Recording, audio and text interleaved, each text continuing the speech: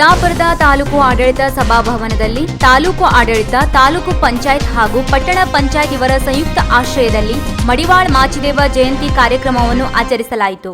ಕಾರ್ಯಕ್ರಮವನ್ನು ತಾಲೂಕು ಪಂಚಾಯತ್ ಕಾರ್ಯನಿರ್ವಹಣಾಧಿಕಾರಿ ದೇವರಾಜ್ ಹಿತ್ಲುಕೊಪ್ಪ ಉದ್ಘಾಟಿಸಿದರು.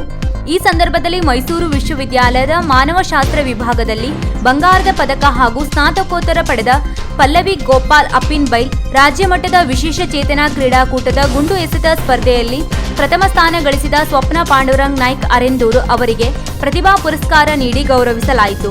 ಕಾರ್ಯಕ್ರಮದಲ್ಲಿ ತಹಶೀಲ್ದಾರ್ ಎಂಆರ್ ಕುಲಕರ್ಣಿ, ನಾಮಧಾರಿ ಸಮಾಜದ ಉಪಾಧ್ಯಕ್ಷ ಕೆಜಿ ನಾಗರಾಜ್, ತಾಲೂಕು ಮಡಿವಾಳ ಸಮಾಜದ ಅಧ್ಯಕ್ಷ ಪಿಬಿ ಹೊಸೂರ್, ಲಿಂಗಾಯತ್ ಸಮಾಜದ ಸಿಎಸ್ ಗೌಡರ್, ಪಟ್ಟಣ ಪಂಚಾಯತ್ ಉಪಾಧ್ಯಕ್ಷ ವಿನಯ್ ಹೊನ್ನೆಗುಂಡಿ ಸೇರಿದಂತೆ ಮಡಿವಾಳ ಸಮಾಜದ ಬಾಂಧವರು ಹಾಗೂ ವಿವಿಧ ಸಮಾಜದ ಬಾಂಧವರು ಉಪಸ್ಥಿತರಿದ್ದರು.